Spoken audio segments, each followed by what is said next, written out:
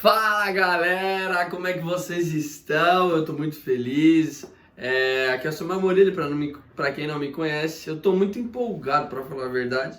Depois de muito tempo eu estou de volta e com muita novidade, gente, muita novidade. E uma delas nós estamos com o Insta do Cultura. Uhul!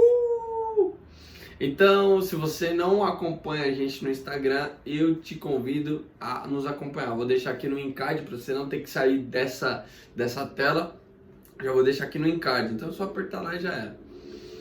E de qualquer forma, se inscreva nesse canal se você não é inscrito, deixe seu like porque isso ajuda a mim, ao algoritmo YouTube entender que esse vídeo é bom e outras pessoas precisam assistir isso. Então deixe seu like, deixe um comentário, se inscreva aí, ative todas as notificações possíveis. Todas. E, bom, eu vou orar, você repete aquele mesmo esquema. Pai, em nome de Jesus, fale comigo através desse vídeo e que eu possa entender tudo que eu vou ouvir e assistir. Em nome de Jesus, amém. Uhul, glória a Deus. Uau, sabe, queridos, nesse momento que eu não estive fazendo vídeo para vocês, o Espírito Santo falou comigo bastante temas, bastante coisas, e aliás, eu ministrei em alguns lugares e parei para refletir sobre algumas coisas, e uma delas que eu vou trazer hoje nesse vídeo é vivendo um propósito. Sabe como viver um propósito? É muito louco isso, porque às vezes nós pensamos, sabe, a palavra profética, aquilo que a gente recebe, sabe, às vezes nós recebemos, aliás não, às vezes não, nós recebemos uma palavra profética para as nossas vidas, sabe, uma palavra customizada, uma palavra do nosso molde pra gente, sabe, mas que tem um conceito grupal, sabe.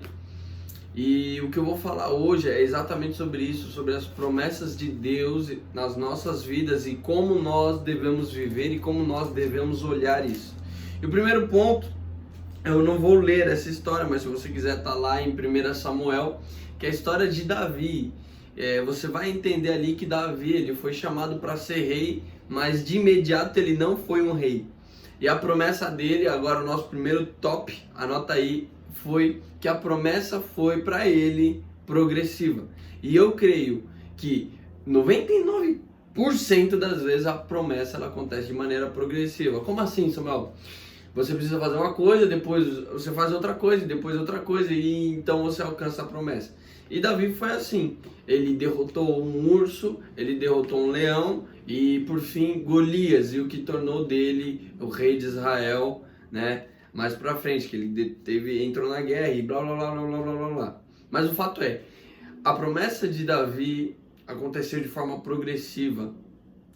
Coisas tiveram que acontecer antes do destino final. E talvez você não esteja vivendo a sua promessa hoje, talvez você esteja com seus sonhos frustrados pelo fato de você não entender que aquilo que Deus colocou para acontecer na sua vida, aquela palavra profética, ela vai acontecer talvez, muito talvez, de forma progressiva. Então você precisa passar por uma etapa e depois dessa etapa concluiu, passou por outra e assim por diante.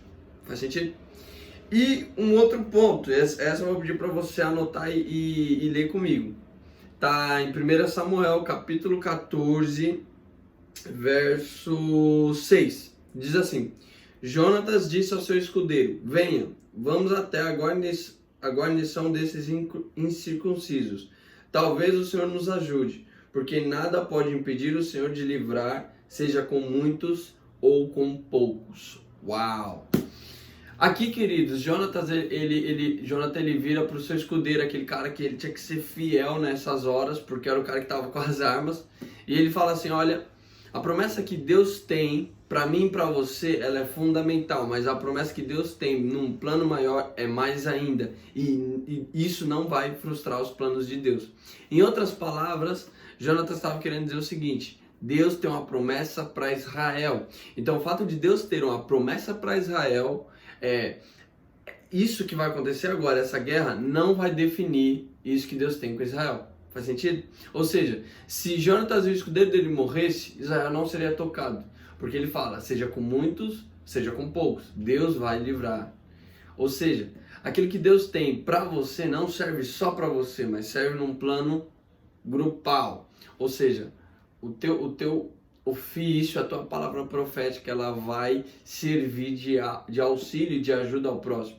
Mas Deus, ele não se prende a isso. Tanto que se a gente parar para analisar, quando Judas se mata, o que acontece? Lá em Atos capítulo 1, vem Matias para entrar no lugar de Judas. Ou seja, aquilo que Deus tem para fazer não vai ser parado.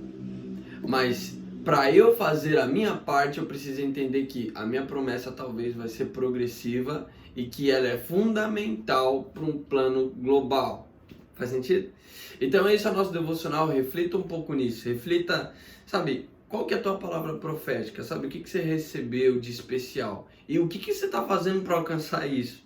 E entender que o teu grupo, as pessoas que estão com você, são fundamentais para que isso seja real na sua vida.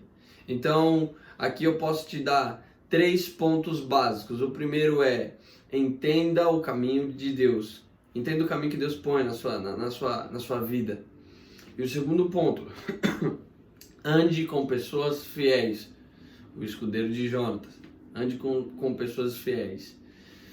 E o segundo, né, e o terceiro ponto e último, entenda que os planos de Deus nunca serão frustrados e que nós vivemos de maneira grupal. Por mais que tenhamos uma promessa customizada só para nós, isso serve num plano maior.